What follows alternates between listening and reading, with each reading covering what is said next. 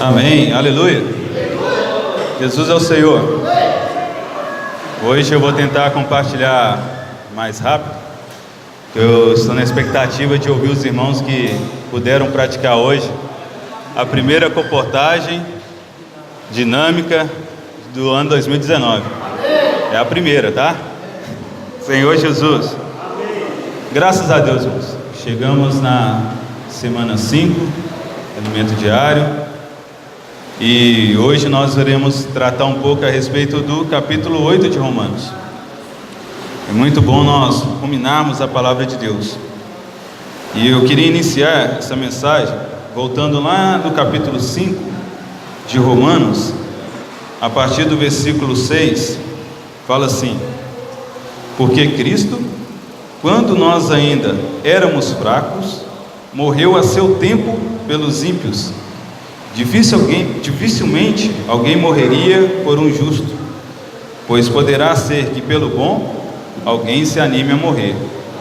Mas Deus prova o seu próprio amor para conosco pelo fato de ter Cristo morrido por nós, sendo nós ainda pecadores. Logo mais, muito mais agora, sendo justificados pelo seu sangue, seremos por ele salvos da ira. Aí o versículo 10 fala: porque se nós, quando inimigos, fomos reconciliados com Deus, mediante a morte de seu Filho, muito mais, estando já reconciliados, seremos salvos pela sua vida. Ó Senhor Jesus. A primeira parte do versículo 10 fala que nós ainda éramos inimigos de Deus. Nós nascemos inimigos de Deus. Não que por nós mesmos queríamos ser inimigos de Deus, mas a natureza pecaminosa que foi injetada no homem fez com que o homem se tornasse um inimigo de Deus, através da sua alma, dos seus pensamentos, da sua atitude. Nós éramos, que o versículo está no passado. O Senhor Jesus considerou nós como inimigos outrora, em outro tempo. Que tempo foi esse? Foi antes da crucificação do Senhor Jesus. Antes desse dia, todos nós, tanto os antigos como os que ainda vão vir, éramos considerados inimigos de Deus. Mas no dia da crucificação do Senhor Jesus, o Senhor nos justificou. E nós agora passamos para uma outra etapa em nossa vida. Infelizmente, muitos cristãos apenas param nesse estágio de crer na obra redentora do Senhor, crer na salvação através da cruz, pensa que agora foi salvo do pecado e para por aí. Só que esse versículo fala muito mais. Tem uma outra etapa depois da salvação judicial que o Senhor Jesus realizou por nós. Depois da cruz começa a nossa salvação na nossa mente, e é necessário que nós desenvolvamos a nossa salvação. Por isso esse versículo é um divisor de água. Ele nos mostra que nós não devemos ficar parados. Ainda existe muito mais. Se nós conseguimos nos alegrar porque nós somos salvos, essa alegria ainda precisa perdurar por muitas outras coisas. Que o Senhor Jesus, Ele preparou um plano eterno. E tudo que o Senhor quer realizar em nós, Ele ainda precisa de todo o nosso período de vida aqui na terra, para nos aperfeiçoar, nos habilitar, até que cheguemos à plena filiação, ou à glorificação do nosso corpo. Senhor Jesus. Por isso, irmãos, nós ficamos bastante tempo desfrutando do livro de Romanos. O livro de Romanos é considerado o quinto evangelho. E o capítulo 8 de Romanos nos traz uma revelação tremenda. Fala que Cristo é o Espírito. Ele não é apenas o Cristo, Jesus de Nazaré, o homem humilde, o homem de dores, o homem que morreu em nosso lugar. Esse homem, com toda essa obra, ainda se tornou o Espírito.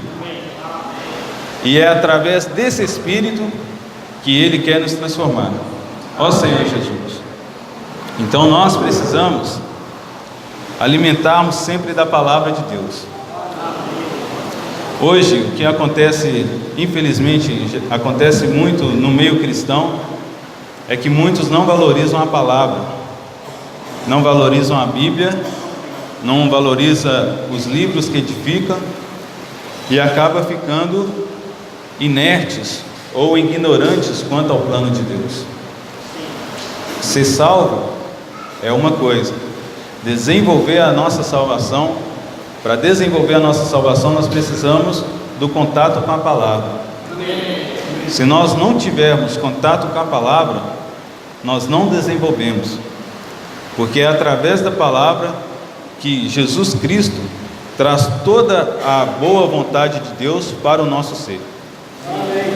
Se tirar de nós a palavra, nós ficamos inertes, nós não avançamos. Por isso, na segunda-feira do alimento diário, o irmão trouxe para nós a importância de nós desenvolvermos o hábito da leitura. Quero fazer uma pergunta para os irmãos, sejam sinceros e levantem a mão. Quem aqui gosta de ler? Tá vendo? Então, eu creio, eu posso pensar que os outros que não levantou a mão é porque ainda não gostam de ler. Mas se eu te falar que não é você que não gosta de ler, mas é a vida que está em você, que é a vida pecaminosa, te impede de ler. Você acredita nisso? Ou você acha que Deus te criou, mas te criou não para participar das coisas a mais que Ele fez? Se Ele te deu capacidade de leitura, visão, livros espirituais, Ele te entrega na tua mão, o que te impede de ler? Né? O velho homem, a velha natureza, ela não gosta de ler. Ela tem preguiça, principalmente as coisas de Deus. Porque se nós formos ver o tempo que nós gastamos com coisas que nos distraem, às vezes esse tempo é bem maior do que o tempo que nós ruminamos a palavra de Deus. Eu estava até vendo, para mim ler uma página do alimento diário, para ler, só ler, eu gasto mais ou menos de 5 a 8 minutos, só para ler uma página. Eu fiquei pensando nisso, mas quanto tempo eu gasto no WhatsApp, no Facebook? Então nós somos, a natureza caída nos deixa muito relaxados. Ó Senhor Jesus. Por isso, irmão, nós precisamos desenvolver esse hábito de leitura. O alimento diário falou, o irmão trouxe para nós que quando nós deixamos de ler, perdemos o hábito de ler, ocorre um fenômeno em nosso cérebro, que é qual que é o nome aqui? Até esqueci. Córtex pré-frontal, essa parte aqui da frente da cabeça, ela é responsável pelo nosso discernimento, pelas nossas tomadas de decisões, pelas nossas atitudes. Ela também gera uma coordenação para todo o nosso corpo. Quando nós deixamos de ler, nós perdemos o hábito de ter discernimento. E hoje, o mundo, por causa da tecnologia, está nos levando a ver mais imagens, ver mais vídeos, do que ter o hábito de leitura. Antes, um jovem, para fazer um trabalho escolar, ele tinha que procurar uma biblioteca, né? Hoje, ele entra numa página da internet e tem um vídeo explicando. Ao invés dele ler, ele vai assistir o vídeo. Só que assistindo esse vídeo, ele está mandando informação para uma outra parte do cérebro, não a necessária para gerar um discernimento. Aí quando você aplica uma prova do Enem, ou pede para fazer uma redação, esse jovem tem dificuldade, porque alguns neurônios que precisavam ser ativos, não são ativos. E isso é a estratégia de Satanás. Sabe por que é a estratégia de Satanás? Vamos ler Apocalipse 13. 13, versículo 16.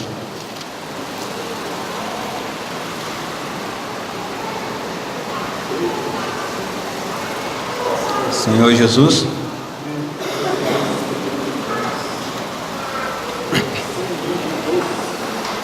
vamos ver. A todos, os pequenos, os grandes, os ricos e os pobres, os livres e os escravos, faz que lhes sejam dadas certa marca sobre a mão direita ou sobre a fronte. Os irmãos entenderam? Mais ou menos, né? O que vocês acham dessa ilustração aqui? Estou com meu celular e prestando atenção no celular. Entenderam?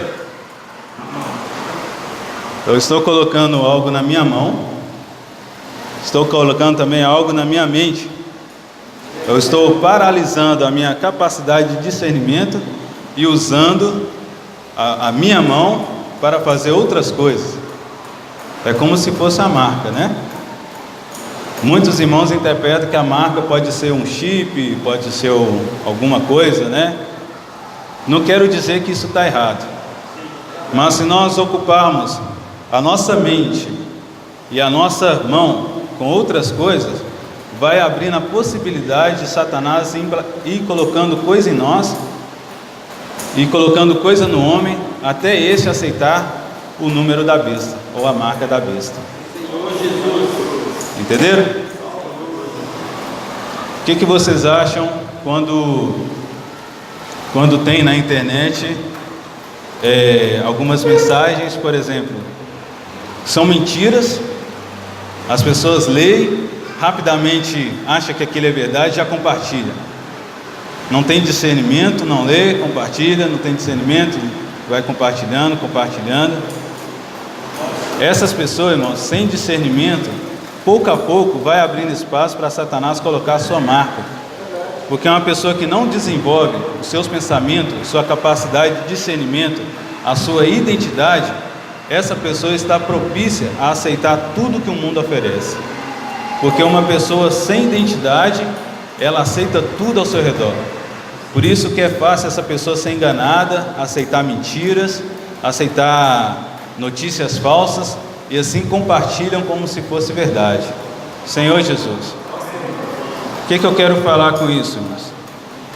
Hoje, o grupo de jovens, né, os irmãos que estão cuidando dos jovens, têm alertado os pais a lerem junto com os filhos.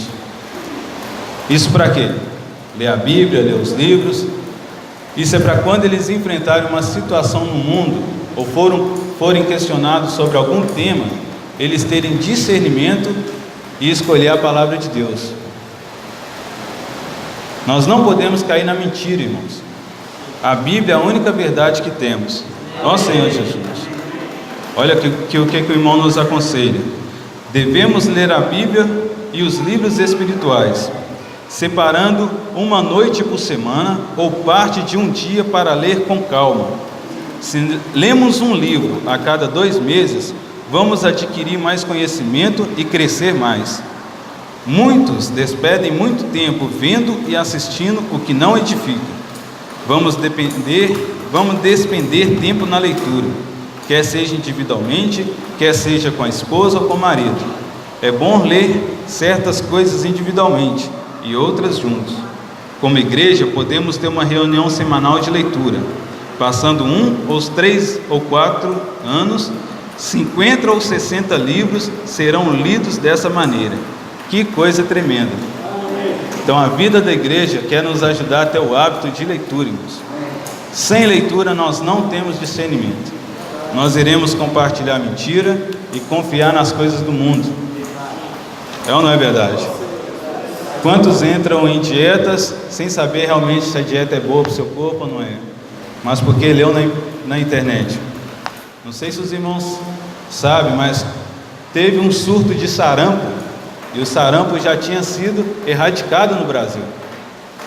Mas compartilharam na internet que a vacina faz mal para as crianças, gera câncer, gera doença, compartilharam um tal de coisa. Aí muitos pais deixaram de vacinar os seus filhos com medo da vacina. Aí o surto de sarampo apareceu novamente. Sem discernimento, irmão, nós não avançamos. E o inimigo quer cegar o nosso entendimento. Senhor Jesus. Por isso, irmão, nós devemos valorizar. Nós fomos criados com 3 partes: espírito, alma e corpo. 1 Tessalonicenses 5:23 fala isso.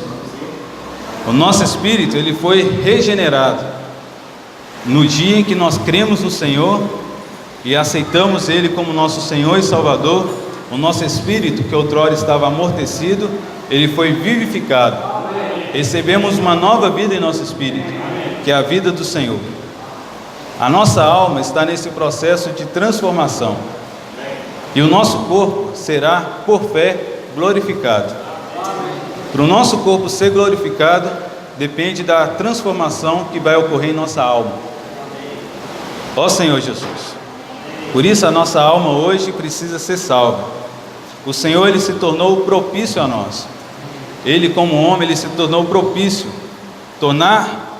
Deus se tornar propício a nós é se tornar favorável. Ou seja, Deus, Ele, quando veio o homem, Ele quis encaixar na experiência do homem. Por isso que Ele teve um viver humano. Ele viveu como homem, experimentou dor, fraqueza, tribulação, tristeza, alegria, mas sem pecar. Tudo isso, irmãos, para ter como entrar dentro de você e de mim e conhecer cada parte do nosso ser. Se o Senhor Jesus não tivesse se tornado homem, Deus estaria ainda em falta com Jó. Jó um dia perguntou para Deus: tu vê com olhos de homem? Sente o que o homem sente? Ó Senhor Jesus. Como se o vaso pudesse perguntar para o oleiro, né? Por que me fez desse jeito? Mas isso tocou no coração de Deus. Jó via Deus como Deus Todo-Poderoso no céu. Aquele Senhor barbudo, de cabelo branco, reinando lá em cima. E as coisas acontecendo aqui na terra, e Deus lá no céu, onde nada atinge. Mas Deus, irmãos, por causa do seu grande amor, com que nos amou, sendo nós ainda pecadores, Ele enviou o seu Filho, o qual veio habitar entre nós cheio de graça, cheio de verdade, até o dia que nós vemos a sua glória. Deus confirmou o viver humano de Cristo e aceitou esse primogênito. Ele foi o primeiro homem na glória. Quando ele alcançou a glória, ele abriu o caminho. E ele não era, agora na glória, ele não é mais o primogênito. Ele não é mais o unigênito, perdão. Ele é o primogênito, o primeiro de muitos irmãos. Antes ele era único, mas quando ele foi aceito por Deus, ele abriu espaço e ele se tornou o primeiro de muitos irmãos. Ó Senhor Jesus. Por isso, irmãos, valorizar o Espírito hoje é crucial. A lei, ela tentou aperfeiçoar o homem em todos os aspectos do seu viver diário. Moisés escreveu em tábuas de pedra 10 leis. As 5 primeiras relacionadas com a nossa comunhão com Deus. Deus é justo, é santo, é bom. A sua santidade, ela é imutável. A santidade de Deus é real. E para nós nos achegarmos a Deus é necessário que também sejamos santos, separados das coisas desse mundo. Então as primeiras 5 leis estão relacionadas com o nosso contato com Deus, o nosso zelo pelas coisas de Deus e a nossa gratidão e o nosso reconhecimento que Ele é Deus Todo-Poderoso. E os 5 últimos itens da lei de Moisés fala do nosso zelo para com os homens, o nosso respeito e o nosso amor para com os homens. Então, tanto o nosso amor para com Deus e também como para as pessoas devem ter o mesmo peso. Eu tenho que escolher deixar de pecar para que um irmão não venha cair. Eu tenho que escolher agradar a Deus para não prejudicar a igreja. Isso está nas tábuas da lei. E o povo, ao ver a tábua da lei, no Antigo Testamento, viu a lei de Deus e falou: tudo que o Senhor falou, nós faremos. E Deus colocou aquele povo à prova. Vamos ver se consegue. Na primeira oportunidade que Moisés deixou um pouco, o povo ficou sem direção, né? Moisés foi para o monte, demorou ali um tempo. Quando Moisés desceu, aquele povo já havia caído em idolatria. Ou seja, o primeiro item da lei, o povo já pecou. E foi assim, irmãos, até a vinda do Senhor Jesus Cristo. Às vezes o homem não cai em idolatria, mas cai em adultério. Às vezes não cai em adultério, mas dá um falso testemunho. Então cada um de nós, todo homem da terra, perante a lei, é injustificável, porque não consegue praticar as obras da lei. Deus fez a lei para provar realmente o que está dentro do homem. O raio-x do homem é a lei de Deus. E a Escritura diz, né? Fala que toda a Escritura é inspirada por Deus, é útil para ensino, para repreensão, para correção na justiça, a fim de que o homem de Deus seja perfeito e perfeitamente habilitado para toda boa obra. Então a lei é boa. E a nossa alma, ao ouvir as coisas relacionadas ao desejo de Deus, a nossa alma quer praticar. Então, nós temos também dentro de nós uma segunda lei, que é a lei da nossa alma. A lei da nossa alma é onde está depositada toda a nossa decisões, o nosso querer agir. Quando nós ouvimos uma palavra de encorajamento, logo queremos praticar. A lei da nossa mente consiste na lei de Deus, que é boa. Ela quer praticar a lei de Deus, quer agradar a lei de Deus. Ela nos leva a arrepender. Fala: a partir de amanhã eu vou acordar às 5 horas da manhã para me orar. Ela não fala assim com a nossa mente? Fui muito tocado com essa palavra. A partir de hoje eu vou tentar ser certinho, vou honrar meus compromissos. É a lei da mente. Quando nós ouvimos a palavra, somos encorajados, a lei da mente responde: eu irei praticar. Só que o problema está nesse item. Quando nós decidimos praticar a lei de Deus, outra lei se levanta imediatamente, que é a lei do pecado e da morte que habita em nossos membros. Ó Senhor Jesus! Na hora, irmãos, que nós decidimos abrir a nossa vida, colocar a nossa vida na mão do Senhor, a lei do pecado e da morte que está em nós, que conhece a nossa fraqueza, conhece a nossa dificuldade, se levanta. E no item para nos desanimar. Já perceberam isso? Quantos nós não queríamos estar no auge, né?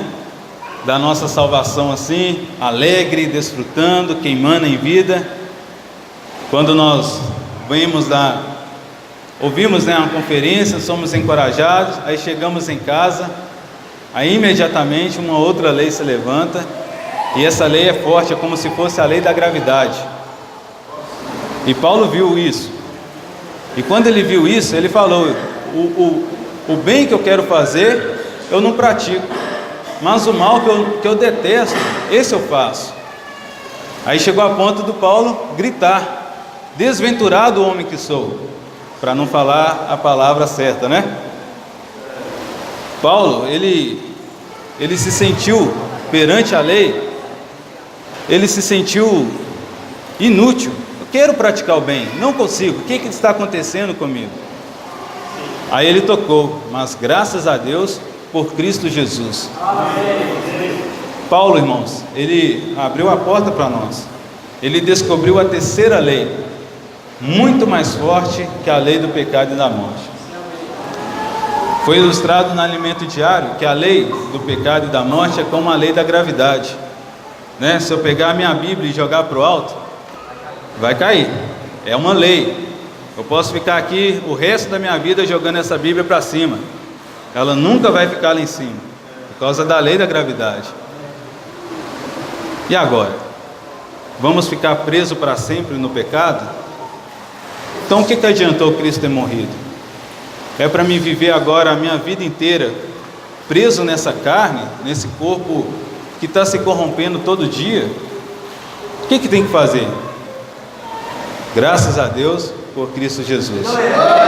Senhor Jesus, Ele, irmãos, tornou-se o Espírito, a lei do Espírito da vida em Cristo Jesus te livrou da lei, do pecado e da morte.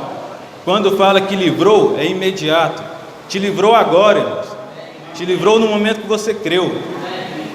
Se você não crê, você precisa crer agora, porque já está num fato consumado. A lei do Espírito da vida em Cristo Jesus livrou da lei do pecado e da morte. Paulo descobriu uma outra lei. É a mesma lei, né? Falou o nome do engenheiro de aviação. Qual é o nome dele? Daniel Bernoulli? É? Daniel Bernoulli.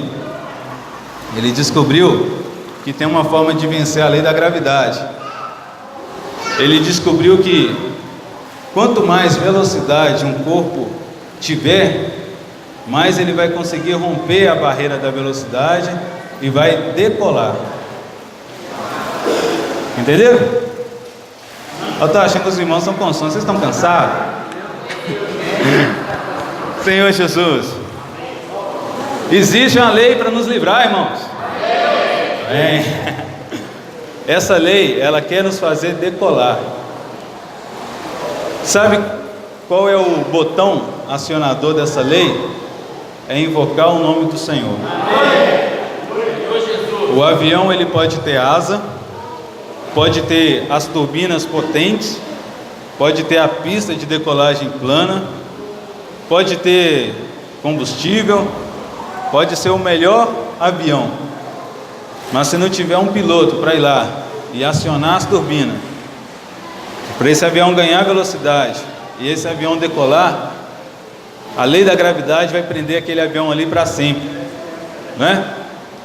Na minha experiência, na sua experiência, independente da situação que nós estamos passando agora, se nós não escolhermos acionar as turbinas, nós vamos ficar presos na situação, quer seja qualquer ela.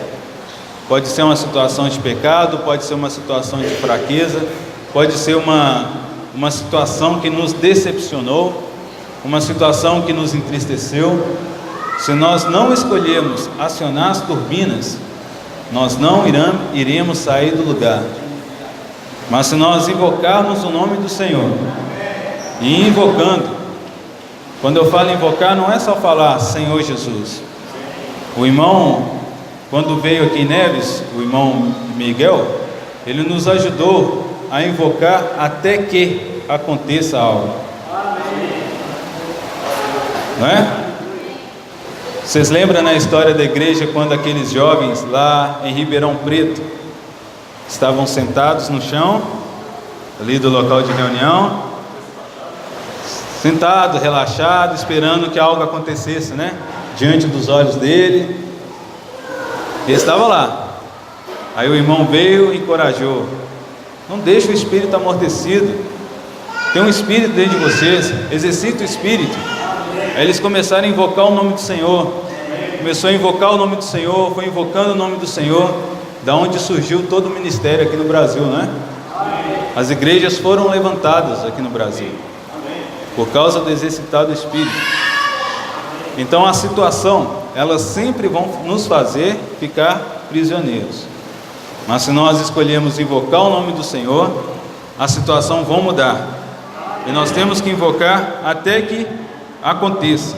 Senhor Jesus, Romanos 8 diz: agora pois já nenhuma condenação há para os que estão em Cristo Jesus.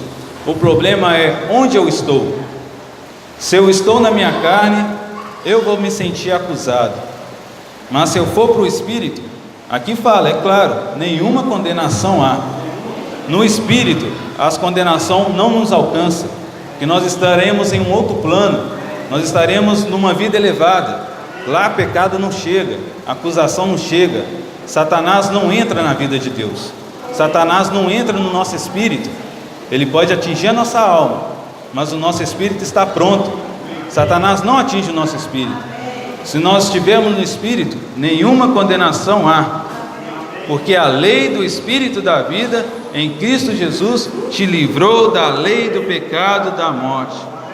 Porquanto o que for impossível à lei, no que estava enferma pela carne, isso fez Deus em semelhança de carne pecaminosa, e no tocante ao pecado, e com efeito, condenou Deus na carne o pecado. Versículo 4: a fim de que o preceito da lei se cumprisse em nós. Como a lei pode ser cumprida em nós? Pelo fato de Cristo ter vindo. Cristo nos justificou. Cristo, Ele nos reconciliou com Deus. Ele nos deu uma outra oportunidade diante de Deus. Ó Senhor Jesus. Senhor Jesus, hoje nós conseguimos praticar a lei. Se nós lermos Mateus capítulo 5, 6 e 7, nós iremos ver que o Senhor Jesus, Ele não aboliu a lei. Pelo contrário, Ele elevou o nível da lei. Impossível para o homem cumprir por si só. Mas nós no Espírito, se nós estivermos no ambiente do Espírito, na vida de Cristo, de maneira espontânea, a lei vai se cumprir em nós. Nós iremos, irmãos, restringir o nosso falar, restringir o nosso ouvir, a nossa forma de julgar, a nossa forma de andar, porque a lei do Espírito é uma outra vida. Para uma águia voar é muito fácil. A águia tem a vida que voa. O peixe, ele não tem a vida que voa. Fica difícil para a lei, para o peixe, cumprir o requisito de voar. Quando nós éramos pecadores, era impossível nós também ter a vida que vence, a vida que nos transforma. Mas depois que nós recebemos a outra vida, que está no nosso espírito, o DNA de Deus em nós, através dessa vida, nós somos transformados. Ó Senhor Jesus. Aleluia. Aí o versículo 5 fala: porque os que se inclinam para a carne, cogitam das coisas da carne, mas os que se inclinam para o Espírito, das coisas do Espírito. De novo, é aonde eu estou, ou é na carne, ou é no Espírito. Não existe meio termo, porque o pendor da carne dá para a morte, mas do Espírito para a vida e paz. Ó Senhor Jesus. Aí o versículo 9 fala: vós, porém, não estáis na carne, mas no Espírito.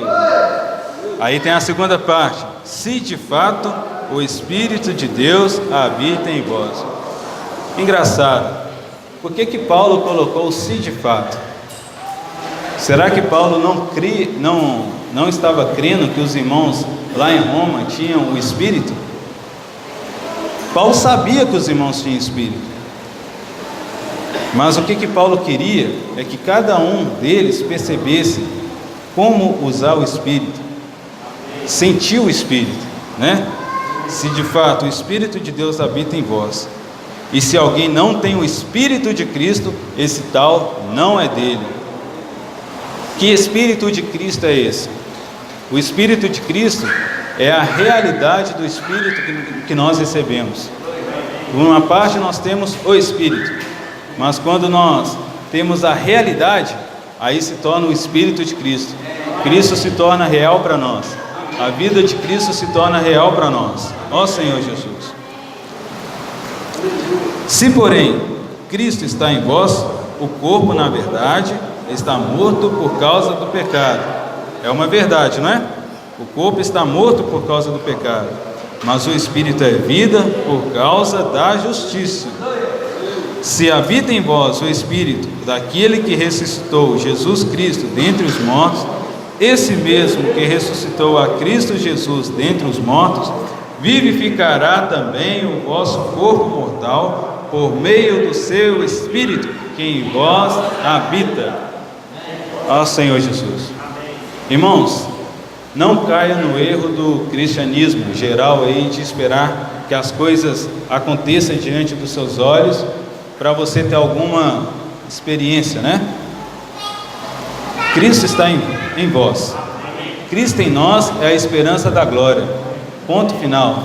Se Cristo está em nós, o Espírito está em nós, nós devemos voltar ao Espírito. Nós precisamos acionar o Espírito para que as coisas aconteçam. Não é a alma, não é somente o corpo, mas o Espírito. Ó Senhor Jesus. Assim, irmãos, somos devedores não à carne, como se constrangidos a viver segundo a carne. Ó Senhor Jesus. Porque se viverdes segundo a carne, caminhais para... Mas se pelo Espírito mortificardes os feitos do corpo, certamente vivereis. Como mortificar os feitos do corpo? O caminho é estar no Espírito. Não é somente crer. O Alimento Diário trouxe uma ilustração que muitos que estão em presídios, em clínicas de reabilitação, muitos deles são filhos de pastores, conhecem o Cristo que veio como homem, morreu, mas mesmo assim caíram em uma situação lastimável. Porque o segredo, irmãos, o segredo da nossa vida é o exercitar o Espírito ou não. Vocês creem nisso? Claro, existiram vencedores antes de Cristo ter vindo. Mas se nós vemos a eternidade de Deus, a eternidade, o que simboliza a eternidade é como se fosse um círculo, né? É um círculo. A eternidade de Deus é um círculo. Então vamos supor, se Moisés tiver nascido aqui e Cristo aqui, se nós formos acompanhar a história, pode ser que Moisés veio antes de Cristo. Mas se nós continuarmos o círculo, Cristo pode ter vindo antes de Moisés. Entendeu? Ou seja, Cristo já estava presente, irmãos, desde Adão, ou desde antes de Adão. Que nós fomos escolhidos nele antes da fundação do mundo. E se a Bíblia diz isso, eu não posso duvidar, né? Embora eu tenha crido lá para os meus 20 anos de idade, né? A minha vida não começou naquele momento. A minha vida começou na escolha de Cristo, na eternidade passada, sei lá quantos milhões de anos atrás, que é eterno, mas Ele tinha um plano na minha vida igual tem na sua, né? Então Ele veio antes de nós, e Ele também estará até o fim dos nossos dias. Ele é eterno, nós somos passageiros. Porém, o tempo de vida que nós temos é para nós aproveitarmos, para nós crescermos em vida, irmãos. Falo sério para os irmãos, hoje o que está acontecendo muito é o sintoma de passividade. Uma pessoa passiva na vida da igreja, que não reage, ela não consegue ir muito longe. Uma pessoa que se distrai com facilidade, ó Senhor Jesus, que cambaleia na situação, ela não cresce em vida. E eu fico imaginando a minha experiência, por que é tão difícil vencer essa lei do pecado? É difícil demais estar todo o tempo no Espírito. Pode ser difícil, mas não é impossível. Basta a minha escolha. Assim como Cristo escolheu enviar o seu Filho para morrer em nosso lugar, quando nós voltamos ao Senhor, é apenas uma demonstração de gratidão, irmão, ao que o Senhor Jesus fez. Ó Senhor Jesus. Então, continuando, né? Ó Senhor Jesus. Porque não recebeste o espírito de escravidão, o versículo 15, para viverdes outra vez atemorizados, mas recebemos o espírito de filiação, baseado no qual clamamos Abba Pai. E o próprio Espírito testifica com o nosso espírito que somos filhos de Deus. Se somos filhos, somos também herdeiros, herdeiros de Deus, co-herdeiros com Cristo. Se com Ele sofremos, com Ele também seremos glorificados. Então aqui tem os estágios de filhos, né? O versículo 16 fala que o próprio Espírito testifica com o nosso Espírito que somos filhos de Deus. Todos que creem, experimenta isso. Agora eu sou filho de Deus. O versículo 14 fala que tem filho que é guiado pelo Espírito. Há uma diferença, irmãos. Você ser filho do Espírito e você ser guiado pelo Espírito. Um filho que é guiado, ele cresceu um pouco mais. Ele já é um filho maduro. E o versículo 17 também fala que não somente filho, tem também os filhos que são herdeiros de Deus. Então estão desenvolvendo a salvação, Senhor Jesus. Aí do versículo 18 até o 25 fala que as tribulações são para produzir a perseverança. Nós não podemos desprezar as situações que acontecem conosco. Tudo é para nosso crescimento. Basta nos crer, né? O versículo 26 ao 27 fala que o Espírito, ele intercede por nós. Ele conhece as nossas fraquezas. Senhor Jesus. E o versículo 28 fala que todas as coisas cooperam para o bem daqueles que amam a Deus. Ó Senhor Jesus. Senhor Jesus. Ó Senhor Jesus. Então, irmãos, todo o universo, todas as pessoas, tudo que há nessa terra está aguardando a manifestação dos filhos de Deus. Então nós temos que escolher: ou saímos da passividade e avançamos, ou continuamos na passividade e seremos as mesmas pessoas sempre. Cristo falou que aquele que começou a boa obra há de completar. É uma promessa dele. Eu tenho que permanecer na vida da igreja e crer, exercitando o meu espírito. Ó Senhor Jesus. Então, Jesus é o Senhor. Amém? Vou deixar os irmãos compartilhar.